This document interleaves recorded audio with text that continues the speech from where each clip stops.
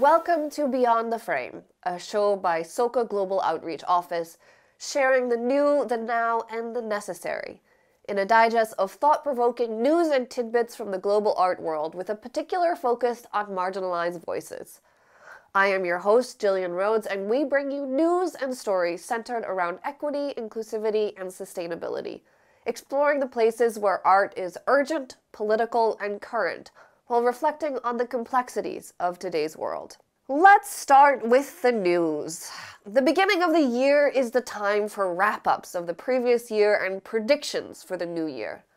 Of course, one of the biggest controversies and discussion points from the past year was the rise of AI art and a lot of existential anxiety around what that means for artists going forwards, especially as services such as Midjourney encourage the commercial use of the images generated. This came on the heels of the crypto crash and a bear market for NFTs that lasted the whole year. So a lot of digital media artists who had been making money on NFTs were already struggling. The monetization of AI art is still a topic of discussion and controversy. AI does have the ability to quickly produce lovely images, but it does so by drawing on many copyrighted works from the internet, leading to questions of ownership as well as skill, two things the art world is especially sensitive about. I tend to think that AI is little more than a tool, and the initial fad will fade, much like the intense proliferation of NFT profile picture projects that has now gone to sleep with the market. What do you think? Share your thoughts in the comments. On the flip side, while AI is very much a modern problem, a couple of news stories caught my eye as they refer to art heists, which is something you think of as happening a long time ago before the security technology of today, or something that happens in movies like Ocean 11. And yet, these are both fairly recent stories.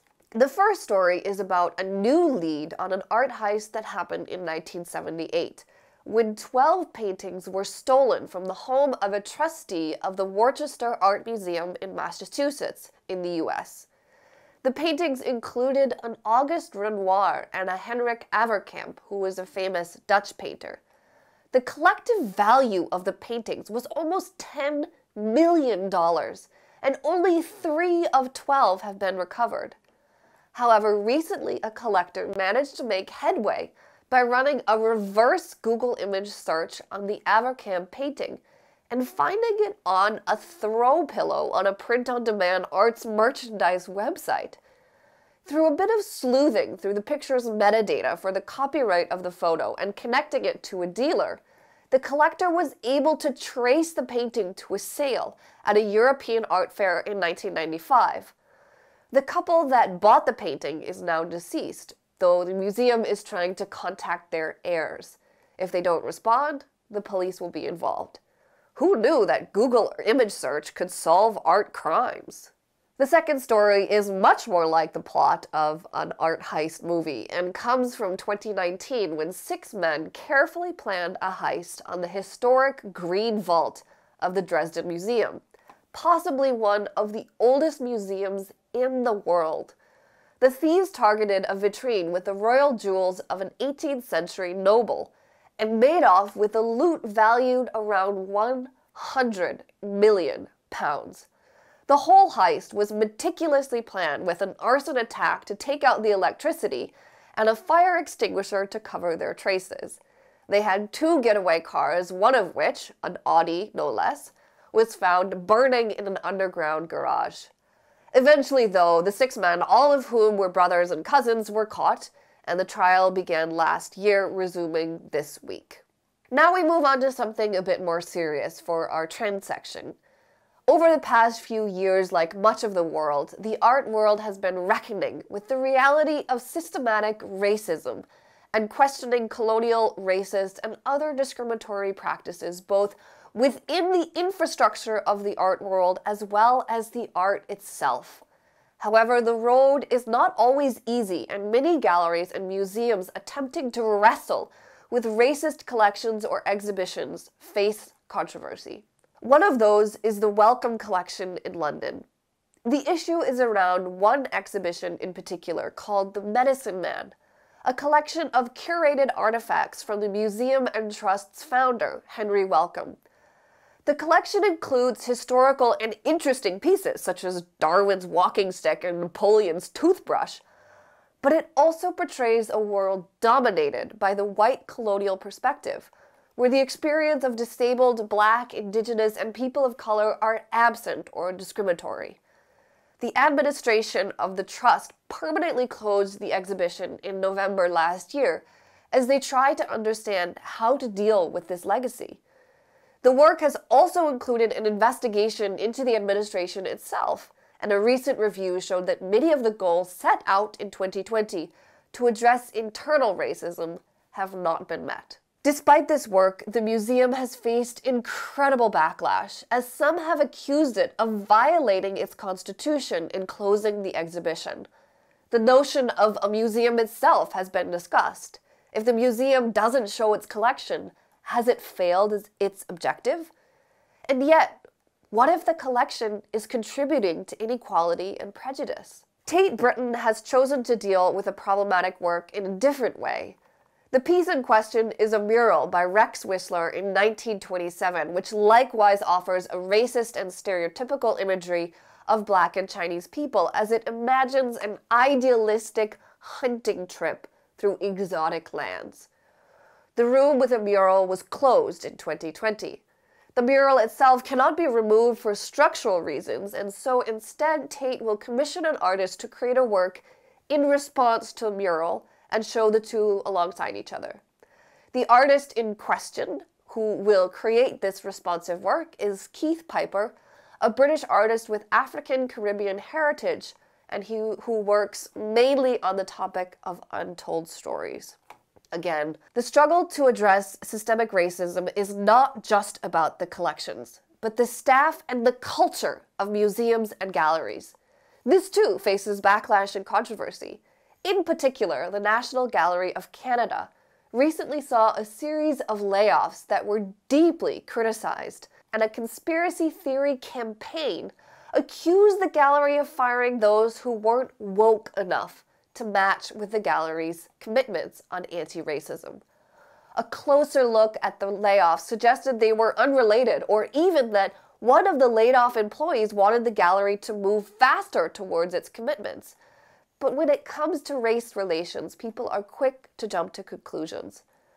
From a personal side, I think that firing somebody because they refuse to consider an equitable and inclusive world and perpetuate discriminatory practices is perfectly legitimate.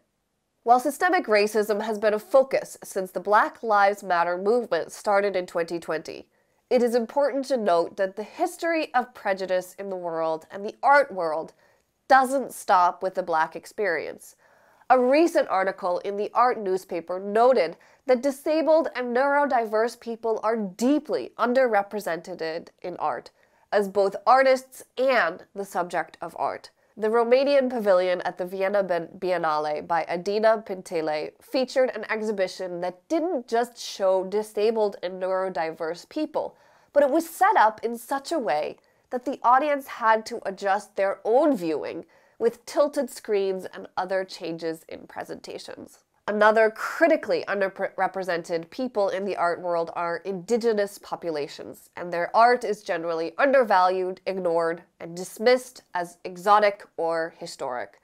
Still, some institutions are working to change this, and a recent article in Art News presented 4 exhibitions and efforts across the world that are working to feature Indigenous artists from America, Scandinavia, and Australia.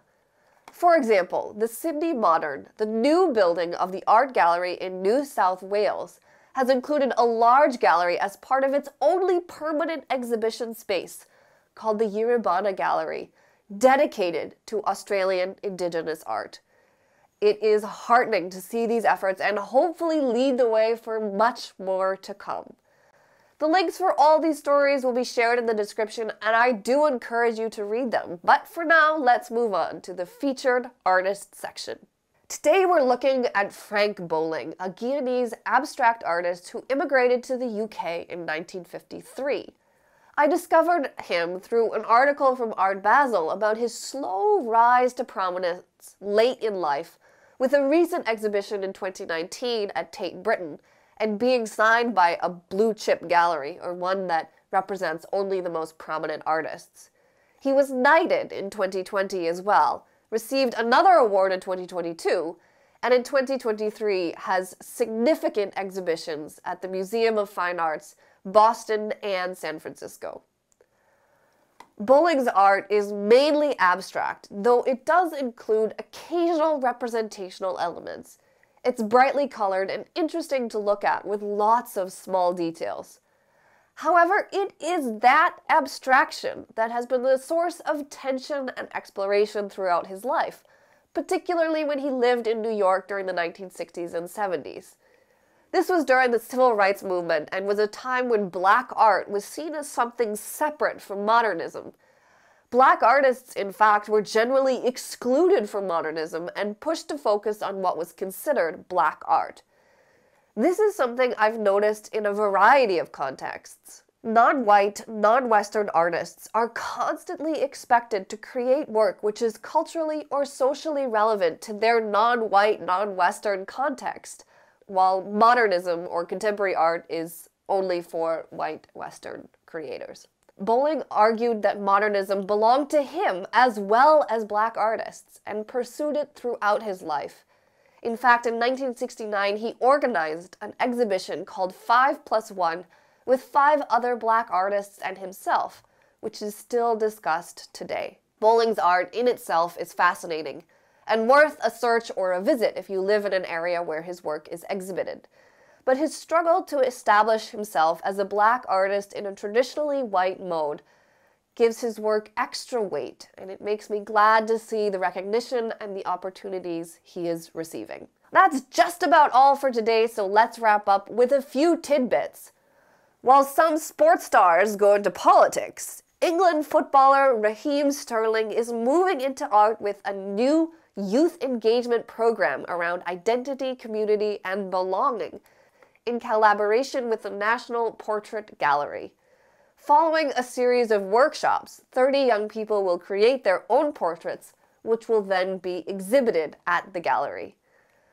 Moving on, an opinion piece in Frieze magazine caught my eye from a Shanghai native on the impact of China's zero-COVID policy on the art sector. The piece pointed to the impact of the draconian measures on the entire society, though it also particularly questioned the censorship and political impact of the policy. Artists around the world have felt the impact of lockdown, and the zero-COVID policy continues to hurt Chinese artists. Finally, the Gallery Climate Coalition, an international charity founded in 2020 with the goal of reducing the art sector's carbon emissions and impact on climate change, has released ambitious new goals for 2023 that aim to incentivize galleries and other art world actors to take tangible action in reducing their emissions. Interestingly, shipping art accounts for a large percentage of emissions, which seems like it would be an easy problem to solve. But it requires a shift in culture, as many buyers still expect to receive paintings immediately after purchasing, even if they're just going into storage. That's all for today's episode of Beyond the Frame, presented by the SOCA Global Outreach Office.